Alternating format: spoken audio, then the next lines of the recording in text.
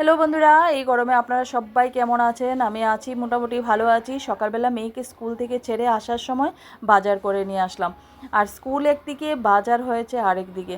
ওই বাজারটা করে এসে না একদম মানে কি বলবো, গরমে টায়ার্ড হয়ে গেছি। একটু জল খেয়ে নিলাম, ঠান্ডা জল খেয়ে দরজাটা বন্ধ করে চলে গেলাম বালকনিতে। বালকনিতে একটা মানে কি বলবো, আমার একটা শান্তির জায়গা।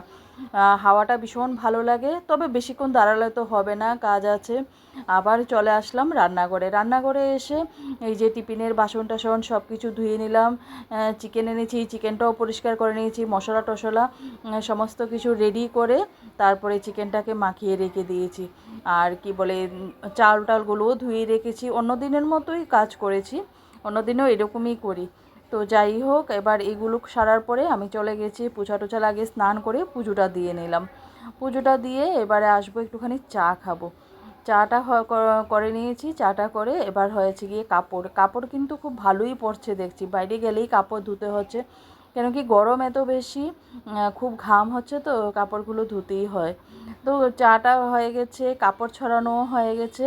এবার বসে চাটা খাবো। চাটা ঠান্ডা হতে হতে একটু ক্রিম লাগিয়ে নিলাম, সিঁদুর পরে নিলাম। তারপরে আবার চাটা খেয়ে চলে আসলাম রান্নাঘরে।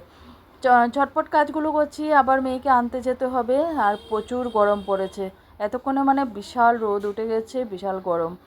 আর একটু মুগ ডাল ভিজিয়ে রেখেছিলাম, সেটা দেখলাম ভিজেছে কি না। তো ওটা বলে আমার জন্যই করব, বাট মেয়েরা খেতে চাইলে খাবে, ওদের যেহেতু চিকেন করা আছে। ছোটো মেয়েটা তো আর কিছু লাগবে না, বড় মেয়েটা খাবে। একটা আলু সিদ্ধ দিয়েছি, ভেবেছি আলু সিদ্ধ, পটল ভাজি আর ডাল দিয়ে খাবো, বাট আলুটা না সিদ্ধ হয়নি।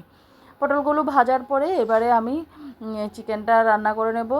চিকেনটা পেঁয়াজগুলোকে ভেজে টেজে ঝটপটই হয়ে যাচ্ছে, যেহেতু রেডি করা ছিল।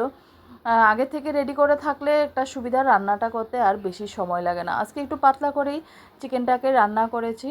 এবারে আমি ওই যে ডালটাকে রান্না করে নেব। ডালের মধ্যে একটু টমেটো দিয়েছি, আর আলুটা যেটা সিদ্ধ করব খাবো ভেবেছিলাম, একটু কম বয়েল হয়েছে, সেই জন্যে আবার ডালের মধ্যেই দিয়ে দিয়েছি, একটু তেলে ভেজে টেজে ডালটার মধ্যেই দিয়ে দিয়েছি। তো ভাতটাও হয়ে গেছে, এদিকে ডালও একদম ভালোভাবে ফুটে উঠেছে। একটু ধনেপাতা দিয়ে ডালটাকে নামিয়ে নিলাম। নামিয়ে এবার কিচেনটা পরিষ্কার করে নিলাম। আর কি বলে, যে রান্নার বাসন টাসনগুলো ছিল সবগুলো ধুয়ে নিলাম।